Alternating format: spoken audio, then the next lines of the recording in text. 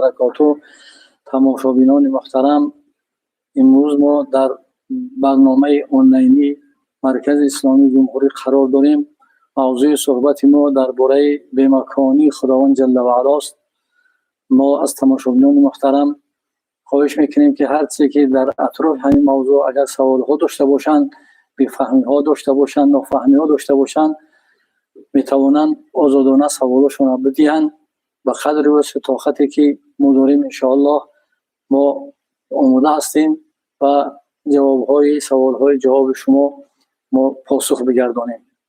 پیش از آغاز صحبت، پیش از درآمدن در این موضوع میخواهم یک چیز در معلومات شما برسانم که حضرت امام اعظم رحمت الله علیه که یکی از جمله تابعین، یکی از جمله اساسگزار مذاهب اهل سنت و جماعت است، درباره عقیده، درباره علم کلام، درباره الهیات کتاب تألیف کردن و عقیده پیغمبر و صحابه را در اون کتاب جمع آوری کرده است که نام کتابشون فقه اکبر نام دارد.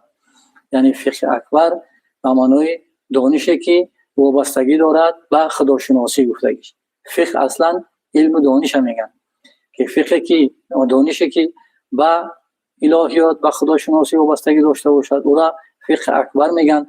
دانشی که به فروعات و حلال و حرام و فرض و واجب به یا تعلق داشته باشد او را اصغر میگن. این اصطلاح حضرت امام اعظم رحمت الله علیه بود. حضرت امام اعظم رحمت الله علیه عقیده پیغمبر و صحابه را جمع نمود و یکم در اسلام او کس اساس گذاشت و اصول عقیده اهل سنت و جماعت پایه‌گذاری کرد و نام کتابشان فقه اکبر نام کردند. در همون کتابش بیان میکند که بسم الله الرحمن الرحیم لم یزل ولا یزال باسمائه و صفاته الذاتیه و الفعلیه. خداوند جل و علا همیشه بود و همیشه هست و تمام اسمها و صفاتهای ذاتی و فعلیش.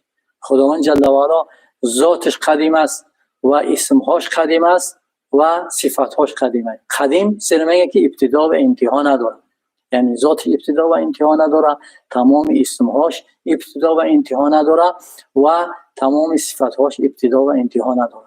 و تر بیان میکنه که لم یحدث له اسم ولا صفه. خداوند جل و علا ده یگان اسم از اسمها و یگان صفت از صفاتها بعد پیدا شدگی نیست. هر چی که برای خداوند جل و علا اطلاق میکند او چی است؟ ازلی است. برای همون که خداوند جل و علا پیش ای مکانها بود، پیش ای خلق شدن مکان بود، چی خیلی که پیش بود بعد خلق شدن مکان هم همون مکانه. یعنی قدیم سرمه این که قدیم تغییر یافتن یا که نباشه یک جا انتقال کردن ایها را در ذات خودش قبول نداره که مثلا ازلا خداوند جل و علا که این سال بگیم که صفت مکان نداشته باشد، بعد خلق کردن عرش که بعد همون مکان صفت مکان برای خداوند جل و علا پیدا شده باشه یا صفت جلوس برای خداوند جل و علا یا صفت قرار گرفتن برای خداوند جل و علا قرار داشته باشه، این چی میشود؟ محل از برای حوادث قرار دادن خداوند جل و علا میشود. این ممکن نیست که اینا به خداوند جل و علا نسبت بدهند. و حضرت امام اعظم رحمت الله علیه در کتاب فقه اکبر در پایان داشت میگه که و هو شیء لا کالاشیاء و معنی شیء اثباته بلا جسم و جوهر و عرض. خداوند جل و علا شیء است، یک شیء خداوند نه مثل دیگر شیء ها و معنای بودن شیء اثبات شیء است که خداوند جل و علا جسم نیست، خدای تعالی جوهر نیست و خداوند جل و علا عرض نیست. وقتی که اینها چی است؟ اینها اجزای عالم است. علمای منطقی میگه که تعریف عالم میگه که العالم کل ما سوی الله فهو عالم. هر چیزی که غیر از پروردگار او عالم است. اجزای عالم عبارت از چیه؟ از جسم ها، یعنی چیزهایی که اعیان و اعراض، چیزهایی که قائم به ذات است، چیزهایی که قائم به غیر ذات است. چیزهایی که قائم به ذات است با دو قسم میشه، مرکب میشود، غیر مرکب میشود. مرکب شود جسم، غیر مرکب شود جوهر است. عرض چیزهایی که در جسم ها و در جوهرها پیدا میشود، مثل بودنی ها، بوی ها، مزه ها، رنگ ها، این هاست. یعنی خداوند جل و علا از عالم و اجزای عالم منزه و پاک است. خداوند جل و علا دوباره همون جسم را اطلاق کرده نمی شود، خدای تعالی در جوهر اطلاق کرده نمی شود، خدای تعالی در عرض را اثبات کرده نمی شود. در دوامش و میگن بیان میکنه که ولا حد له ولا ضد له ولا ند له ولا مثل له. این مخصصات اجزای عالم. وقتی که اجزای عالم عبارت از همین چیزای، هر چیزی که جسم باشه او ضد داره، او چی داره، مثل داره، مانند داره، نهایت داره، حد داره. اون خداوند جل و علا از این چیزا هم منزه، پاک است که خدای تعالی را چیکار کرده میشود؟ ضد نداره، مثل نداره، خدای تعالی نهایت نداره. برای همون حضرت علامه تفتزانی هم در شرح عقاید نصفی میگه که ولا یتمکن بمکان ولا یجری علیه زمان. خداوند جل و علا یگان مکان در قرار نمیگیرد و با او جاری چی نمیشود؟ جاری هم یک مکان برای او جاری نمیشود و وقت برای او جاری نمیشود. برای که خداوند جل و علا خود در قرآن میفرماید، این آیات محکمات سوره شورا آیه 11: استعیذ بالله لیس کمثله شیء و هو السمیع البصیر. نیست مثل خداوند جل و علا شیء، او بسیار شنواس و بیناست. گفته ذات خودش در قرآن بحث کرده است. وقتی که هر چیزی که درباره خداوند جل و علا در تصور، در فکر و خیال ما میآید، خدای تعالی غیر وکی او خیلی نیست گفتگی. برای همون هر چیزی که در تصور ما میآید از اون چیزها منزه است. حضرت امام ابوالیسر محمد بزدوی هم در کتاب اصول دینش درباره که خداوند جل و علا در جهت نیست گفته، همین خیلی این دارد که اهل سنت و جماعت میگویند که خداوند جل و علا بر مکان نیست، او نه در عرش، نه بر عرش، نه به غیر عرش، در هیچ جا او را مکان ثابت کرده نمی شود. او از جهات از جهات ششگانه خالی است.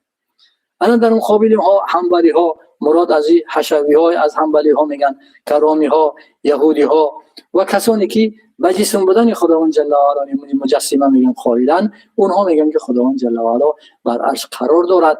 لیکن بعضی آنها میگن که خداوند جل و علا را چی است؟ جهتش ست است، همچنین که دیگر جسم ها است، بالا و پایان، طرف راست و چپ، پاچه بالا و پایان و راست و چپ، پیش خفا، اینها هم خداوند جل و علا را اثبات کرده می شود.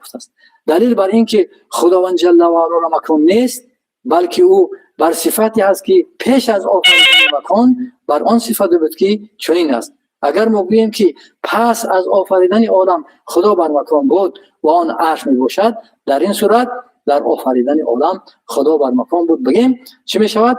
در ذات خداوند جل و علا تغییر را نسبت داده میشه. گویا که خدای تعالی ذاتش همین خیلی ذات است که تغییر یافتن قبول کرده. تغییر یافتن و انتقال شدن از مکان و از مکان دیگر گذشتن، یا از صفات های چیه؟ از صفات های حادث یعنی محدث. خداوند جل و علا ذاتش قدیمه، ذاتش تغییر ناپذیره. خداوند جل و علا هیچ وقت تغییر یافتن در ذاتش قرار که قبول نمیکنه. خدا با تمام صفات هایش واجب الوجود است. واجب الوجود چیزی که ابتدا و انتها نداره، و دیگر اینکه انتقال از مکان به سو استقرار یافتن بر آن از صفات‌های چی است؟ جسم ها است. حالا که ما ذکر کردیم که خداوند جل و علا جسم نیست، گفته حضرت امام بزدوی در کتاب اصول دینش بیان میکند. و حضرت امام اعظم رحمت الله علیه در کتاب وصیت نامه‌اش بیان میکند که اقرار میکنه که خداوند بر عرش استوا دارد، به اینکه حاجت و قرار بر عرش داشته باشد، در حالی که خداوند حافظ نگهبان عرش و غیر عرش است. و اگر خداوند جل و علا را بگیم که محتاج بر عرش بگیم، هرگز او بر ایجاد و تدبیر عالم قادر نمی بود. و اگر بگیم خداوند جل و علا محتاج به نشستن است و قرار گرفتن است، پس پیش از آفریدن عرش در کجا بود؟ سوال ها محال ها وارد میشه. بگویی که پیش بعد آفریدن عرش خداوند بود در حالی که مکان نبود. بعضو خداوند جل و علا بر آن صفتی است که پیش از آفریدن مکان چه خیلی بود، بعد آفریدن خلق هم همون خیلی هست. گفتگیش که یعنی تغییر ناپذیر است. گفتم بر جهت تعظیم خداوند حضرت شیخ ابو منصور ماتریدی اضافه عرش را به سوی خداوند تعالی بر دو وجه بیان میکنند. میگه یکم وجهش همین که در جهت تعظیم خداوند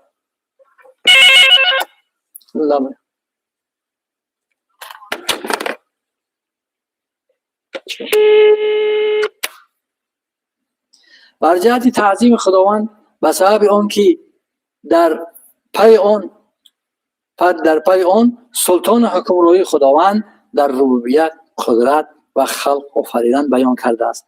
در جهت دیگر تخصیص عرش و بزرگترین مخلوقات خداوند جل و علا است، زیرا خداوند جل و علا بزرگ است، بر چیز بزرگ چیزهای بزرگ نسبت می‌دهند. مولا علی قاری رحمت الله علیه در کتاب ملحقات در موضوع صفت علو چنین بیان کرده است که مراد از آن علو مکانیت است، یعنی قدر و مرتبه خداوند جل و علا است و نه از جهت مکان داشتن با او. در این اعتقاد به مکان بودن خداوند تعالی در چی است؟ در تعلیمات اهل سنت و جماعت مقرر است. این چنین دیگر طایفه های اسلامی از جمله معتزله، خوارج و سایر اهل بدعت جز این طایفه که از مجسمه و جاهلان دیگر که قائل به جهت اعتقاد دارند به خداوند جل و علا از این جهت مکان داشتن نهایت عالی و چی است و بلند و منزه است.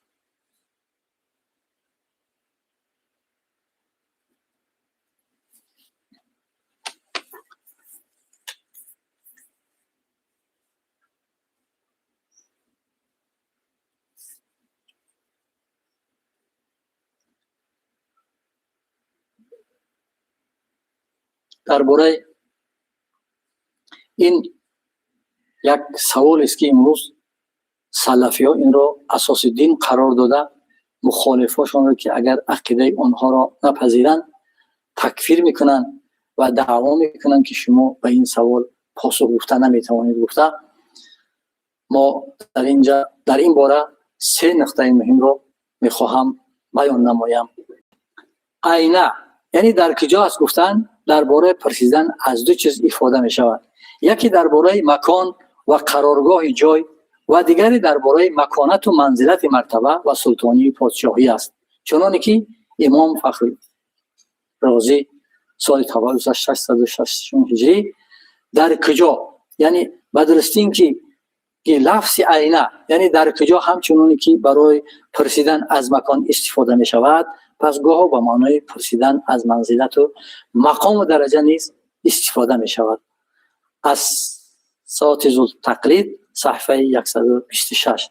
پس اگر مقصد از این سوال خدا در کجاست این باشد که مکان خدا و قرارگاه او و سمت طرفی که او نشسته و قرار گرفته باشد در کجاست بگوی، جواب این است که خداوند از مکان و قرارگاه و سمت و طرف و نشستن و قرار گرفتن در بالای چیزی و در جای بودن پاک و منزه است که بی نیاز است و به هیچ مخلوق از مخلوقات مانند نیست. خداوند جل و علا خود میگه که استعیذ بالله ان الله غنی عن العالمین، ان الله غنی عن العالمین الله الصمد. و در دیگه آیه میگه که انتم الفقراء و نحن الاغنیاء. چنانه که خداوند جل و علا در قرآن میفرماید خداوند از عالمیان بی نیاز است. رسول خدا صلی الله علیه و سلم هم در حدیث مبارکشان گفتند و من اجازه داده شد تا از ملائکه برایتان نقل کنم که پایهایشان در زمین هفتم و عرش بر بالای شانه‌هایش قرار دارد و میگوید که الها بیشک تو پاک هستی و از اینکه بگویند کجایی که و در کجا می باشی. مسند ابی اعلی صفحه 496 حدیث 480 صفحه 11. امام نورالدین حیثمی در مجموع زواید گفته است سند صحیح، سند حدیث صحیح است. امام ابن حجر عسقلانی در مطالب العلیه جلد 4 صفحه 121 می‌فرماید.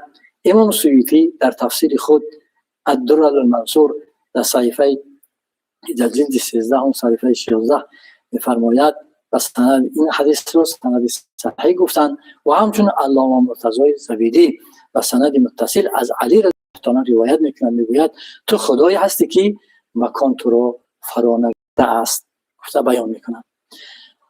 نقطه دیگه همین که اگر مقصد از این سوال خدا در کجا است این باشد که مکانت و منزلت و مرتبه قدر خداوند جل و علا در کجا است بگوی، چنانکه که پیغمبر در حدیثی که معروف به حدیث جاریه است این زنک رو پرسان شد، پس جواب این است که قدر و منزلت مرتبه و سلطانی او خداوند از همه مخلوقات بالا و از عرش هم دیده بالاتر و کسی بالای و غالب و با منزلت و با مرتبه نیست و مخلوقات زیر تصرف و قدرت او می باشند، چون که خداوند خود می فرماید در سوره بقره آیه 155 می فرماید او بلند مرتبه و بزرگ است و العلی العظیم بیان می کند. و در سوره انعام آیه 20 میگه که الله تعالی غالب است بالای بندگانش.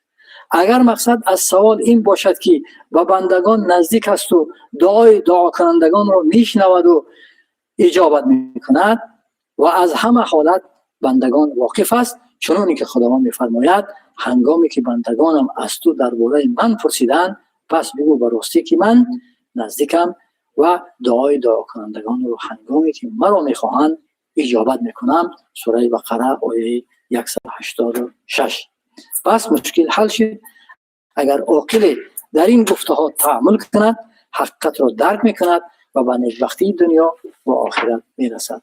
محترم عزیزان، امروز بعضی جوانانی که هستند که درباره سوال ها که از همه جا می شود که خدا در کجا است، خدا مکان دارد یا ندارد گفته، این سوال ها را گفتگو میکنند، بحثونه در این باره بحث انگیز میگذرانند.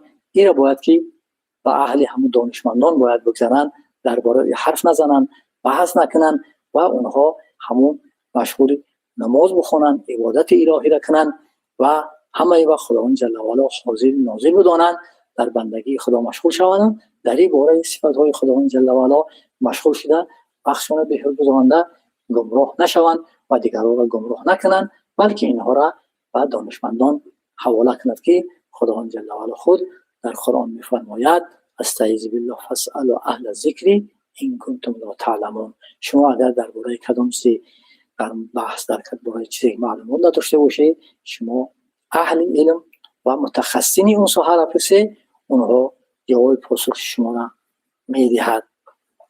و من خلاصه میکنم و درباره که عقیده اهل سنت و جماعت و تمام جمهور علمای اهل سنت و جماعت، چی حنفی مذهب، چی مالکی مذهب، چی حنبلی مذهب و چی و شافعی مذهب، علماشون که درباره بی‌مکانی خداوند جل و علا چی گفتند و قرآن و احادیث حضرت پیغمبر را گفتیم و درباره اونها خلاصه اونها را سخناشون را میخواهم به سمع شما برسانم.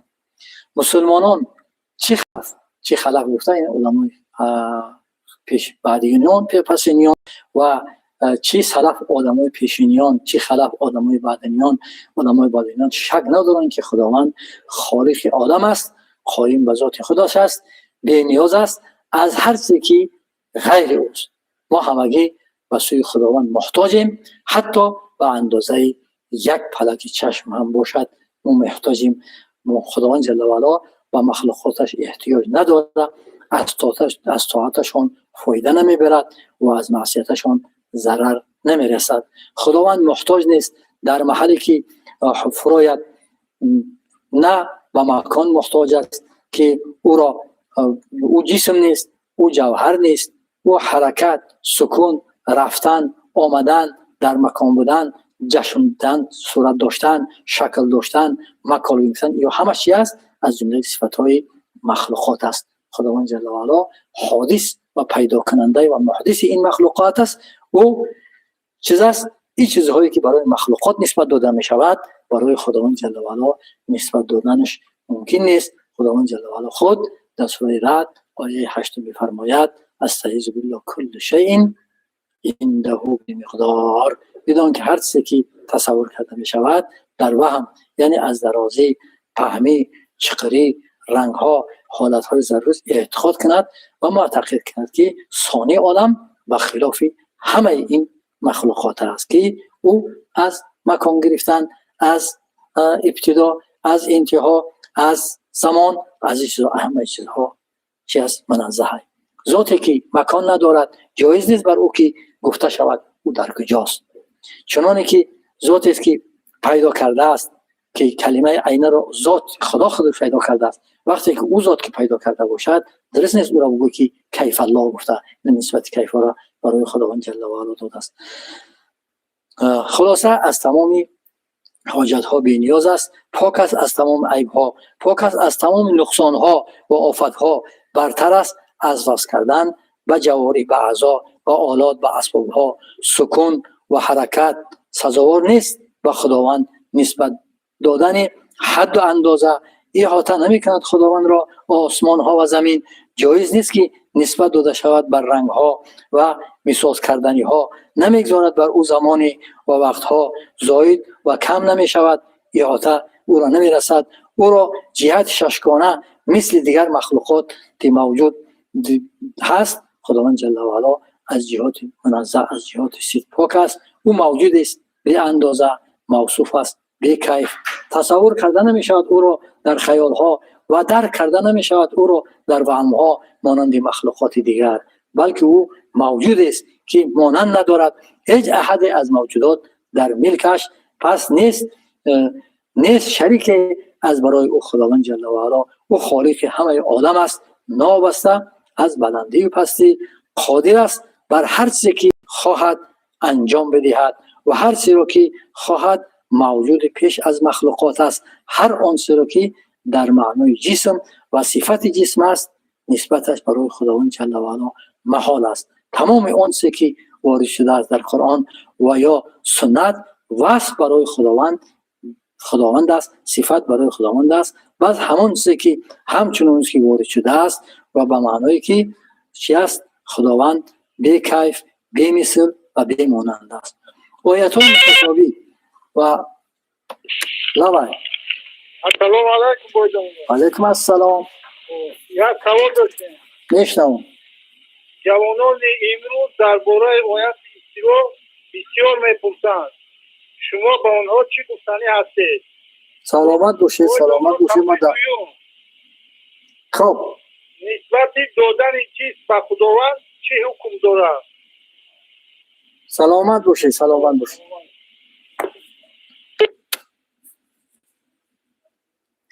برادر عزیز میپرس که جوانای امروزا بسیارتر سوالشون درباره استوایی که خداوند جل و علا در آیه 5 سوره طه میفرماید الرحمن علی العرش استوى، بعد میپرسه که چیزی که از ظاهر بندگان ای انسان ها آیا او را حکم کرده نشود که او آیا ریاکار است یا او کافر است، گفته عقیده‌اش نپرسیده.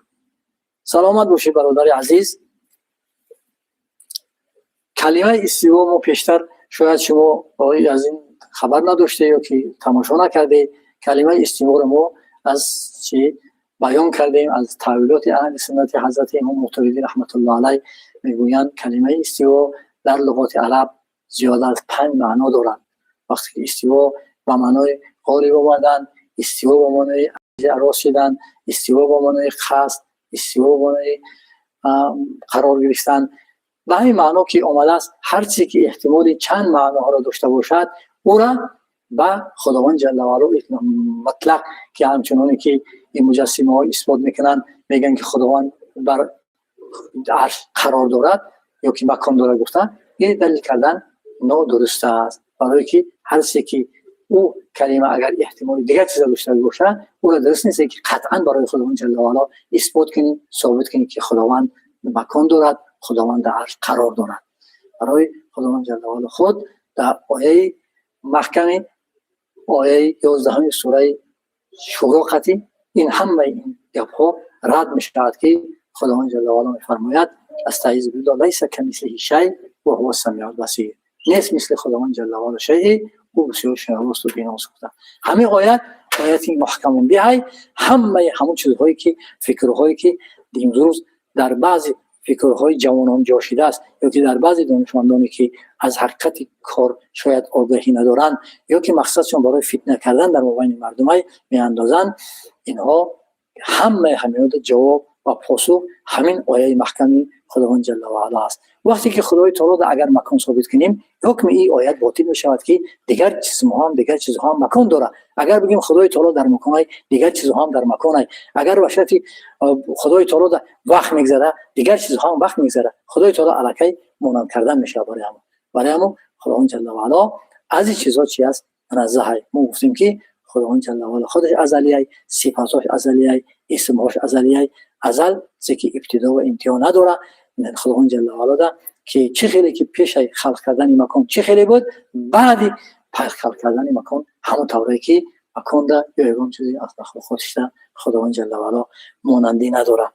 من میخواهم چنانه که بزرگای شیخ الاسلام که از جمله حضرت امام حافظ بیهقی رحمت الله علیه در کتاب اعتقاد و هدایه در صفحه 82 میفرماید که واجب است دانستن بنده استوای خداوند را که نیست که استوا به معنی راست شدن از کجی باشد، یا که قرار گرفتن در مکان باشد، یا میساز کردن در باره شی باشد، یا که خیلی باشد. از این نیست، بلکه استوا یکی لایقت به خداوند جل و علا دارد. که حضرت علی رضی الله تعالی عنه از اون چیز انا برای همون خلاصه کرده میگیم که انا خداوند جل و علا بر عرش همچنان که خبر داده است بیچون و بیچگونه است. و این چنین آمده است که خداوند آمدن از مکان و مکان نیست، و نیز آمدن به حرکت نیست، و نزول و گذشتن برای او این چیزها را ثابت کردن برای خداوند جل و علا تو که درست نیست، برای که خداوند جل و علا خود بلد میکنه شی و هو السمیع البصیر. بله، سلام علیکم.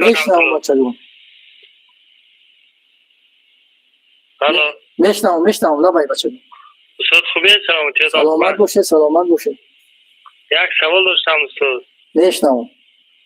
همین ابو منصور ماتریدی در کتاب توحید آیت الرحمن علی العرش استوى چنین گفته باشه؟ بارک الله. سلامت باشید.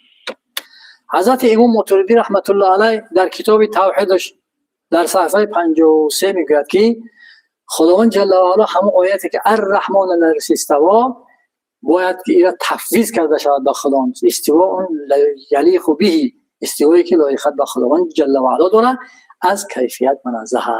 باید حضرت امام ماتریدی رحمت الله علیه همین خیلی بیان میکند در کتاب در کتاب توحیدش ایرا همین خیلی بیان میکند که ایرا به همین خیلی بیان میکند که تفویضه، یعنی که استوا لایق مثلا لایق داره به خداوند جل و علا.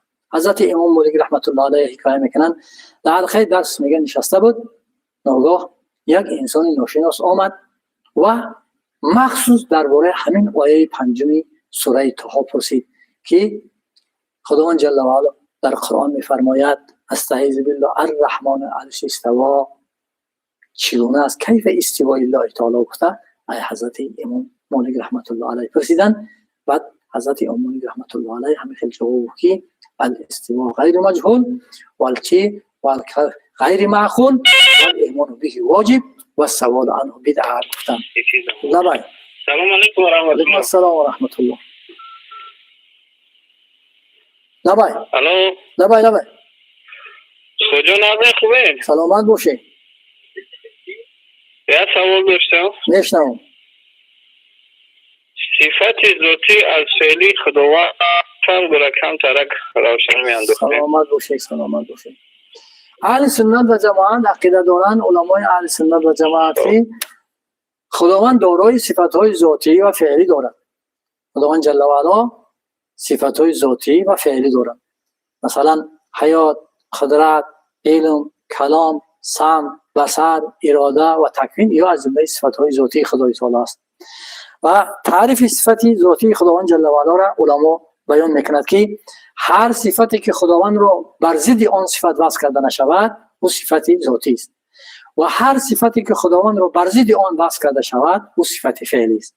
مثلا صفات های فعلی خداوند جل و علا حضرت امام اعظم رحمت الله علیه در کتاب خود بیان میکند که و عمل فعلیت و التخلیق و الترزیق و الانشاء و الابداع و صنع و غیر ذلك من الصفات الفعلیه و غیر ذلك افتاد اشارت صفات های خداوند جل و علا بسیار خلق کردن، رزق دادن، پیدا کردن، صورت بستن، غضب کردن، انشا، اماتت، تصویر، همه اینها صفات‌های فعلی خداوند جل و علا. یعنی هر صفتی که خداوند را بر ضد آن وصف کرده نشود او را صفت ذاتی گفته می شود. مثلا صفت ذاتی حیات گفتیم، ضد او چیه؟ موت. خدای تعالی را با موت صفت کرده نمی شود. حیات خداوند جل و علا ابدی، ابتدا و انتها نداره. یا قدرت خداوند جل و علا مطلق، خدای تعالی قادر است. خداوند جل و علا را با ناتوانی صفت کرده نمی شود. خداوند جل و علا علمش چی است؟ علمش ازلی است. خدای تعالی عالم است و علم صفت علمش و خداوند جل و علا چی است که انا علم داره. خدای تعالی با جاهلی صفت کرده نمی شود. خدای تعالی متکلم است، کلام صفت داره. خدای تعالی با گنگی صفت کرده نمی شود. خدای تعالی سمیع است، شنوا است، با صفت سمعش خدای تعالی را با به ناشنوایی صفت کرده نمی شود. خدای تعالی بصیر است، با صفت بصرش خدای تعالی را با بینایی صفت کرده نمی شود.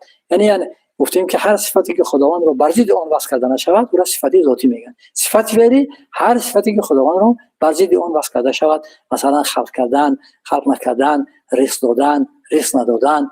خانه مثلا میگه که رزق لفلان مالا و لم یرزق لفلان مالا، رزق لفلان علما و لم یرزق لفلان علما گفته بیان میکنه. نسبتی دادن ندادن، رزق دادن ندادن همه را صفتی فعلی میگه. برادر عزیز، من درباره حضرت امام نووی رحمت الله علیه که شارح صحیح مسلم در جلد 5 در صفحه 24 نقل کرده است که از قاضی ایاز مالکی گفته است که بین همه مسلمین اعم از فقها، محدثین، متکلمین و مقلدین خلاف نیست که ظواهر وارده و ذکر خداوند که در کلمه فی السماء اومده در سوره ملک آیه 16 و مانندش و مانند با ظاهری، یعنی هر آیت های متشابهی که مثال که اومده است الرحمن علی العرش استوى یا که ید الله فوق ایدیهم یا که تعلم ما فی نفسی ولا اعلم ما فی نفسی و یبقى وجه ربک ذی الجلال و الاکرام،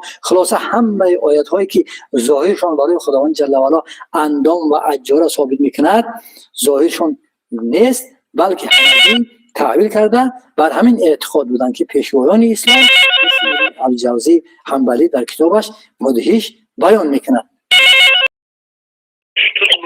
سوال دیگر حالا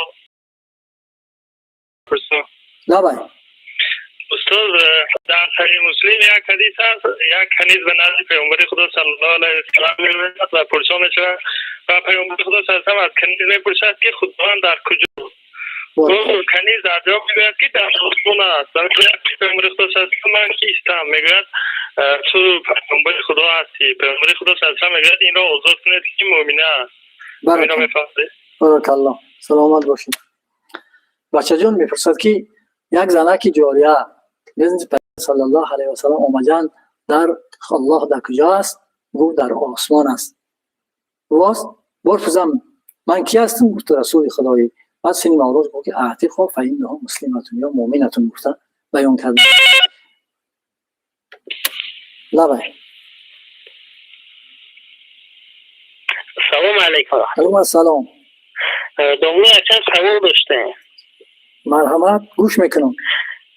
برای خداوند مکان ثابت کرده میشود نه از عقیده مثل امام ابو حنیفه؟ بارک الله بارک الله. بعد سوال دیگه داشتیم باز. خب همین حضرت امام اعظم خودشون درباره مثلا صفت استوا یگان قول و سخن داشتن یا نه؟ سلامت باش. سلامت باشن. خب برادر عزیز می‌پرسد که خداوند جل و علا درباره بی‌مکانی خداوند حضرت امام اعظم رحمت الله چی میگوید و میگوید که چی گفتگی‌اند. بارک الله، ما پیشتر این جواب‌های سخن‌ها را گفتگی بودیم، شاید شما در اول برنامه گوش نکردید. و حضرت امام اعظم رحمت الله علیه کتاب دارند به نام وصیت‌نامه. در همون کتابشون در فصل 4 میگن نقر بان الله علی العرش استوى من غیر استقرار و احتیاج الیه. ما میگن اقرار میکنیم که خداوند جل و علا بر عرش استوا داره، یعنی استوایی که لایق به خداوند است. او دو از غیر قرار گرفتن و مکان گرفتن دو و هو حافظ علیه و لغیره، او نگهبان عرش و غیر عرش است. تا بیان میکنه در دام سخنشون میگه که اگر خداوند جل و علا در عرش محتاج میبود هرگز به ایجاد عالم قبول نمیشید. با سوال وارد میشه که اگر خداوند جل و علا در عرش قرار گرفته باشد، سوال میشه که آیا عرش قدیم است یا حادث است؟ اگر بگویید قدیم است انسان کافر میشه، برای که غیر از خدا دیگر چی همه چیزا قدیم است که ابتدا و انتها نداره. عرش اگر مخلوق بگوی بعد همین لازم میشه که گویا بعد خلق کردن عرش خداوند جل و علا صفتی جلوس یا قرار گرفتن پیدا شده است. این ما پیشتر گفتیم که خداوند جل و علا خودش صفاتاش و اسمهاش ازلی است، ابتدا و انتها نداره. اگر باشد ما بگیم که خداوند جل و علا در عرش قرار داره، بعد خلق کردن عرش در عرش قرار گرفته، گویا که خداوند جل و علا رو محل از برای حوادث قرار دادن میشه. این سخن بسیار نادرست است، محال است. و ما گفتیم حضرت امام نووی رحمت الله علیه در کتاب صحیح مسلمش جلد 5 در صفحه 24 آورده است که ابن از حضرت قاضی عیاض آورده است که در آیات های متشابه و در مثل ابن جوزی حنبلی میگوید در کتابش المدهش در صفحه 31 که جز از این نیست که بیان کرده می شود که امثال را از برای ذاتی که برای امثال باشد، یعنی برای او کیفه را برای ذاتی گفته می شود که او چی باشد، او در حالی که آن کیفه در محال است. از کجا خیال میکنید که ذات و بر ذاتی گفته می شود که در وهم ها و خیال ها آورده می شود. خداوند جل و علا ذاتی است که او را تصور کرده نمی شود، در وهم ها و خیال ها آورده نمی شود. هر چیزی که درباره ذات خداوند جل و علا در فکر و در ذهن و خیال ما میگذره، خدای تعالی از او چیز غیر بیرون از او چیزی است که خدای تعالی خودش لیس کمثله شیء و هو السمیع البصیر گفته است. خلاصه همه عالم هایی که ما گفتیم، از تمام علمایی که در همین مثال که اهل سنت و جماعت، چی مالکی، چی حنبلی، چی شافعی، همه اتفاق دارن که خداوند جل و علا از مکان گرفتن منزه و پاک است و خداوند جل و علا را مکان ثابت کرده نمی شود. و ابن جوزی هم در دوام سخنش میگوید که مشبهه کور است، معطله شب کور است. مشبهه شب کور است. مشبهه کیه؟ همون آدم هایی که خداوند جل و علا تشبیه میکند و مکان ثابت میکند. و معطله کور است که معطله مثلا معتزله رو میگن خداوند جل و علا دارای صفت نداره گفته و امیرا لبای یک رفیق دارید و هم که خداوند مکان است، قبول دارد و میگوید که فعل هر یک چیز به خودش مکان دارد، اما خداوند علم و مکان است. همون برای فهمیش همون چطوری که به عمر خدا اصلا میگویند که مردم به چنین فهمیششون کرد چه فهمونید همین را نداره. سلامت باشید. ما پیشتر برادر عزیز درباره همین گفتیم که امروز جوانان عزیز ما همین فکر در خیالشون جا کرده، بسیار سوال ها همین درباره همین میپرسن که استوای خدای تعالی یا در مکان دلالت میکنه، گفته یا مکان گفته درباره چی میکنن. اینها به این سوال ها مشغول نشوند، باید که انا این سوال ها دور بدارن، فقط اونها عبادت خداوند جل و علا این مسئله رو بگذار و دانشمندان میگذارن که خداوند جل و علا خود میفهمه که حسب اهل ذکر این کنتم لا تعلمون. لبای برادر عزیز گوش میکنم. ما او برادر عزیزی که سوال داد گویا که او جاریه و همه خیلی سوال کرد، جاریه گفت فی السما، در اگر چندی حدیث در صحیح مسلم در کتاب های صحیح اومدگی هم باشه، حدیث صحیح ای لیکن بر 4 طرق اومدگی ای که همین سوال برای شناخت خداوند یا که برای مسلمان بودن خداوند این سوال باشه، این خیلی نیست. برای امام احمد بن حنبل هم در کتابش میاره که در او روایت اومدگی که مقصد که بگو برای حضرت پیغمبر صلی الله علیه و سلم او را تعبیر که قل اشهد ان لا اله الا الله و اشهد ان محمدا عبده و رسوله. وقتی که این شهادت داد بعد گفت که و عتیقها فانها مؤمنه گفته. در روایت همین خیلی اومده که مقصد به اسلام آمدن که با مکان ثابت کردن برای خداوند نیست که وقتی خداوند رو مکان ثابت کنی بعد مسلمان شوی. اگر مکان ثابت نکنی همچنانی که سلفیون میگم خدا مثل کافر است که مکان به مکان گفته، این خیلی اسلام به این آمدن نمی شود. اسلام مسلمانی و عرض کردن کلمه چی می شود؟ به کلمه شهادت میشود. برای که در اونجا در اون روایت آمدگی در روایت این محمد که لا اله الا الله گفته، همین خیلی روایت آمد شهادت میده که غیر از خدا دیگر خدایی نیست و محمد رسول او. گو بله، گو عاتق فانه مؤمن. این روایت آمدگی برای که در تاریخ و حدیث روایت ها هر گونه آمدگی. لبای سلام علیکم. علیکم السلام. من یک سوال داشتم. بشنو. ایمان آوردن به کتاب آسمانی رسل ایمان از مقصد کمی شده باشه. سلامت باشین. این برادر عزیز میپرسه که ایمان آوردن در باره کتاب‌های آسمانی یکی از این رکنی از ارکان ایمان. درست؟ ایمان به اعتبار مؤمن بهی 7 رکن دارد.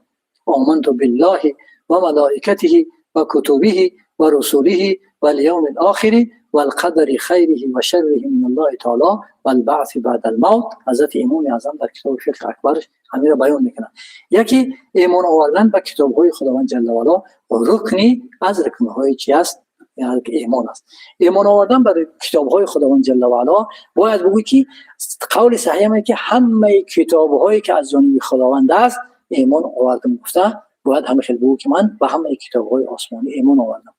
در روایت ها آمده که کتاب به طریق دفترین شکل به تورات حضرت موسی، در زبور به حضرت داوود، انجیل به حضرت عیسی و قرآن یا فرقان به حضرت محمد علیه السلام نازل شده. غیر از این با 100 صحیفه نازل شده که در حضرت عیسی در ابوالمنتهای مقدساوی در کتاب میگه که کتاب‌های منزله که از جانب خدای چه 104 تعریفته بیان میکنه. لیکن قول صحیح میگه که باید بگه که همه کتاب‌های آسمانی را ایمان آوردم. برای که در قرآن خداوند جل و علا میگه استعیذ بالله و منهم من قصصنا علیک و منهم من لم نقصص علیک. گفته برای ما علما میگن که ایمان آوردن به کتاب‌ها دا باید بگه همه کتاب‌های خداوند را ایمان آوردن گفتن یعنی چی است؟ فرضه. محترم عزیزان، درباره همین که بیان می شود که از در کتاب فتوای هندیه جلد 2 صفحه 259 اومده که کافر می شود به اثبات مکان از برای خداوند. در کتاب منهاج القویم اومده است. البته قرافی و غیرش از حضرت امام اعظم، مالک، امام شافعی، امام احمد روایت کرده است با فکر قائلین جهت یعنی اطراف و جسم از برای خداوند گفته روایت آمده است. مانند این امام جعفر صادق فرموده است، چنانه که قشیری در کتاب الرساله فرموده است، شخص گمان کند که الله تعالی در شی است یا بر شی است یا از شی است و تحقیق شرک آورده است. زیرا اگر باشد در چیزی البته او محدود می شود که نهایت ثبوت کردگی می شود. اگر باشد او بر چیزی البته او محمول است. محمول که باشد یا اگر در عرش قرار گرفته بگوی یا خداوند جل و علا نهایت ثابت کرده می شود که حد ثابت کرده می شود یا که چین عرش یا عرش میده بودنش لازم میاد که اگر از چیزی بگوی خداوند جل و علا مخلوق بودنش لازم میاد. این اعتقاد حقی که اجماع نقل کرده است، حال آنکه مذهب اهل حق اتفاق کننده است که خداوند دور است از مکان گرفتن و از خاص شدن به جهات به اطراف.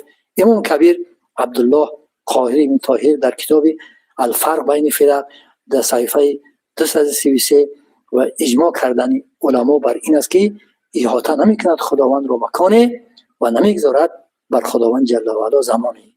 شیخ اهل سنت و جماعت حافظ ابوالحسن اشعری در کتابش نوادر فرموده است، شخص اعتقاد کند که خداوند جسم است که او عارف و پروردگار نیست، البته او کافر شده است. این چنین امام شافعی در کتابش غنیه فرموده است، شخصی که اثبات کند برای خداوند اون چیزی که اجماع نفی کرده است مثل رنگ ها یا ثابت کند برای خداوند جل و علا اتصال یا انفصال را کافر شده است. این قول را امام نووی در کتاب روضه‌اش آورده است. استاد اهل تصوف و دانشمند اهل حقیقت و طریقت سید احمد رافعی کبیر فرموده است، انتهای معرفت خداوند یقین داشتن به وجود او به کیف به مکان و این سخن را در کتاب برهان مؤید ذکر کرده است. شیخ عبدالغنی نابلوسی از کتاب فتح ربانی نقل کرده است شخص اعتقاد کند که خداوند پر کرده است آسمان ها و زمین را یا که او جسم است نشسته است بر بالای عرش او کافر است اگرچند گمان کند که او مسلمان است. اهل سلف و خلف خلاصه اتفاق دارند که شخص اعتقاد کند که خداوند در جهت است او کافر است چنانکه که عراقی صراحتا قائل به این است. این چنین امام اعظم، امام مالک، امام شافعی، ابو نصر اشعری، باقلانی بر این قول اتفاق دارند که علی قاری در شرح مشکات چی این قول رو در کتابش ذکر کرده است. این اعتقاد را علمای اسلام چی سلف و چی خلف همین خیلی اعتقاد دارند بر اینکه به این اعتقاد قائلند. اکثر کشورهای مسلمان نشین عالم پس مسلمان ها معتقدند که خداوند موجود است به مکان به جهت و به کیف. اما بعضی دانشمندان شباهت و جسمیت را در حقیقت خداوند اعتقاد دارند علاوه بر این نسبت میدهند صعود کردن را حرکت کردن را اعضا جواهر را صوت را و دهن را به سوی خداوند پناه می‌طلبیم به خداوند جل و علا از این گونه اعتقاد کردنی ها و تحقیق صراحتا که قائل است یکی از پیروان آنها که معروف به عبدالرحمن ابن سعیدی لبنانی در بعضی کتاب‌هایش نوشته است که روز نیست که خداوند تغییر نیابد و دعوا کرده است که گوینده است مبتدی است خدا نگه دارد از این خیلی اعتقاد فاسدی. اما از عامه مسلمان ها میگویند پاک با پاکی یاد میکنند خداوند تغییر میدهد و تغییر یافتن را قبول ندارد. خداوند جل و علا را سوال میکنیم سلامتی رو از این عقیده های به حاصل. لبای الو سلام علیکم. علیکم السلام. لبای تو موقع یک سوال داشتم میشنم. میشنم بچه جان. اندیشه اهل بدعت در آیات متشابه چی؟ بارک الله سلامت باشید. اندیشه اهل بدعت در باره آیات های متشابه همین است که اونها ظاهر آیات های متشابه را قبول دارند و خداوند جل و علا را ظاهرا جسم ثابت میکنن، جوارح ثابت میکنن، اعضا ثابت میکنن، میگن که خدای تعالی دست داره ما نمیداریم، پا داره ما نمیداریم، چشم داره ما نمیداریم، خدای تعالی در مکان قرار گرفته، خدای تعالی در نزول هست، خدای تعالی در برآمدن هست، خدای تعالی در آمدن هست. همون آیات هایی که فرق متشابه های و ظاهرش حمل میکنن اینها فاسد دارن. همون علمای اهل سنت و جماعت میگن که این آیات هایی که ظاهرشان برای خداوند جل و علا انجام و آلات ثابت میکنه برای خداوند جل و علا ثابت کردنش نادرست است، محال است و از این جواره سلام علیکم حکم منزه. و علیکم السلام و رحمت الله. خیلی دومونو سوال داشتم. میشنم بچه جان. جستجو و مشغول شدن با آیات متشابه چی کنشته و شکر بارک الله. خداوند جل و علا در سوره آل عمران آیه 7 بیان میکند استعیذ بالله هو الذی انزل القرآن. خداوند جل و علا میگه ذاتی است که قرآن نازل کرد منها محکمات، بعضی آیات های او محکمات است و منها متشابهات، بعضی آیات ها متشابهات است. در دوام آیات میگه که و اما الذین فی قلوبهم زیغ فیتبعون ما تشابه منه. و اما کدام انسان هایی که در دلشان میل و باطل دارند از پشت آیات های متشابه میگردند و جستجو میکنند او را معلوم میتین اونها چی است؟ خدای تعالی او را حکم کرده است که اونها در دلشان میل و باطل بلکه فتنه کردن در مابین جامعه مسلمانان است. میگه مقصد ندارم. در دوام آیات میگه که ولا یعلم تاویله الا الله و معانی آیات های متشابه هیچ کس نمیداند غیر از پروردگار و راسخون فی العلم یقولون آمنا بهذا. و کدام انسان هایی که علم استوار در علم بسیار مستحکم شده گن و میگن که آمنا به کل من عند الله آمنا به هذا، این همه از نزد خدا است و برای ایمان آوردیم. گفته اکتفا میکنن در جستجوی در آیات های متشابه نمیگردن. و در حضرت کتاب صحیح امام بخاری رحمت الله علیه حضرت عایشه مادرمون روایت است که حضرت عایشه مادرمون گفت یک روز نوبت من بود، پیغمبر خدا صلی الله علیه و سلم آمد و در نزد من نشست و گفت همین آیه هفتم سوره آل عمران خواند و گفت کدام انسان هایی که از پشت آیات های متشابه خود جستجو میکنند مشغول میشوند اونها را گفت که او همنشینی نکن. در روایت دیگر آمده که در جنازه هاشون حاضر نشه، در صحبت از پشت اونها نماز نخوان. و ابن حجر عسقلانی رحمت الله علیه در کتاب فتح الباری شارح صحیح بخاری است که کتاب صحیح بخاری 13 شرح داره. یکی از جمله مشهورترین شرحش همون فتح الباری است که دوم شرحش سر عمدة القاری که حضرت علامه عینی حنفی نوشته. همین حضرت ابن حجر عسقلانی در شرح همین آیات همین حدیثی که حضرت عایشه رضی الله تعالی عنها روایت کرده در همونجا بیان میکنن که کدام انسان هایی که از پشت آیات های متشابهات گشتن و مشغول شدن جستجو کردن در عالم انسانیت یکم کی بودن؟ اهل کتاب بودن. اهل کتاب از پشت آیات های متشابه گشتن و جستجو کردن، گمراه شدن و دیگران را گمراه کردن. در اسلام یکم انسان هایی که در پشت آیات های متشابه گشتن جستجو کردن اینها خوارج بودن که خوارج بودن، اونها گمراه شدن و دیگران را گمراه کردن. از جهت گمراهیش هم که حتی صحابه های حضرت پیغمبر صلی الله علیه و سلم را نسبت کفر دادن، اونها را به قتل و شهادت رساندن، حالا که صحابه های حضرت پیغمبر را نسبت کفر دادن، حالا که خداوند جل و علا درباره صحابه پیغمبر خدا صلی الله علیه و سلم صراحتا چند جای قرآن در رازیگی خودش اعلان کرده که آیا ای کافر خدا راضی می شود؟ یا که حضرت پیغمبر صلی الله علیه و سلم در حدیث مبارکشون گفتن الله فی اصحاب کن نجوم بایهم اهتدیتم. شما درباره صحابگان من از خدا بترسید و درباره صحابگان من در حقشان اعلام چیز نگید، اونها با منزله ستارگان هستند، کدامش شما اقتدا کنید هدایت می‌یابید. یکی اینها صحابه های حضرت پیغمبر را حکم به کفر کردن، حضرت علی را قاتل جدا کردن، حضرت ابو موسی اشعری را حضرت معاویه و حضرت علی را قاتل ها جدا کردن. و بله میشنوم بچه جون. سجن با سوال همین درباره همین آیات الرحمن علی العرش استوى در زمان پیامبر خدا صلی الله علیه و آله آیا صحابه ها نپرسیدن از پیامبر سلامت باشه.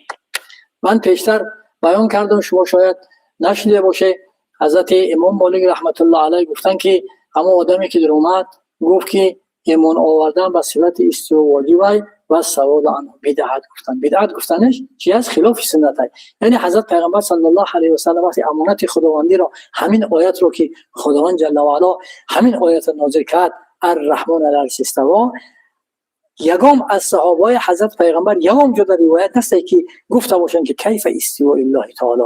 وقتی که صحابه های حضرت پیغمبر به شاگردانش تابعین بودن و تابعین سوال میکردن و تعلیم دادن، در حلقه درسیشون ایگام تابعین روایت نشده است که سوال کرده باشد کیف استوای الله تعالی.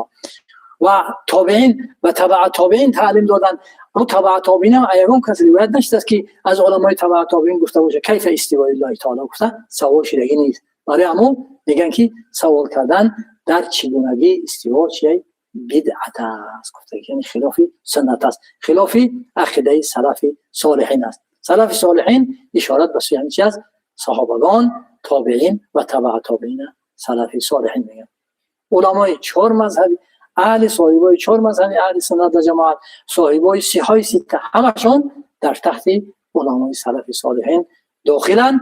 یگام کیس اینها از یگام تاش سوال ها وارد نشده بگه که کیف استوای الله تعالی، چگونه از استوای خداوند جل و علا گفته سوال ها وارد شدگی نیستند. برای همون با یک بار دیگر جوانان عزیز رو در اخیر صحبتم تکرار نباشه.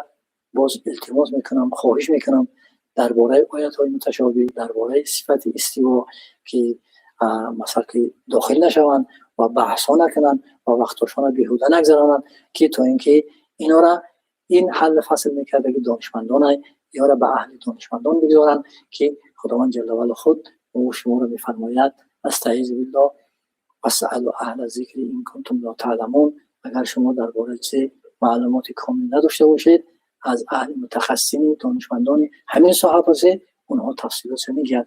شما در وظیفه بندگی را بشناسید، خدا را یکی یگانه بشناسید، خدا را دارای صفات ذاتی، صفات فعلی گفته بشناسید و خداوند جل و علا چکنید ایمان بیارید، در حالی که هیچ اهل قبله را، هیچ اهل کلمه گوینده لا اله الا الله را نسبت به شرک و نسبت به کفر نسبت ندید. این عقیده پیغمبر و عقیده اهل سلف و عقیده خصوص صاحب پیر مذهب ما حضرت امام اعظم رحمت الله علیه همین خیلی که مذهب این کس هم پذیر است، میگن اهل قبله امام چقدر نسبت کفر یا شرک دادن ممکن که است.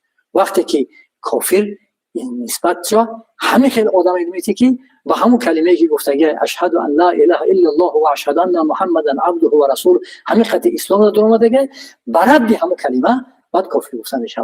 بعد دیگر گپ‌ها که کفر گفتن نسبت دادن یک مسلمان اهل قبله حرام است. و در دیگر حدیث حضرت پیغمبر کسی که یک آدم اگر نسبت کفر بدهد اثبات کرده نشود با دلیل‌های قطعی، همه کفر در باباش میگردد. برای بسیار خوف محترم عزیزان، برادرای عزیز، دادرای عزیز، فرزندان عزیز، شما را من پند نصیحت میکنم درباره این چیزها ندروی، بحث‌های بیهوده نکنه که تا اینکه خودتون گمراه شوی و دیگران رو گمراه کنه. اینا به دانشمندان بسپاره بحث اینها را، بلکه شما فقط عبادت الهی کنید.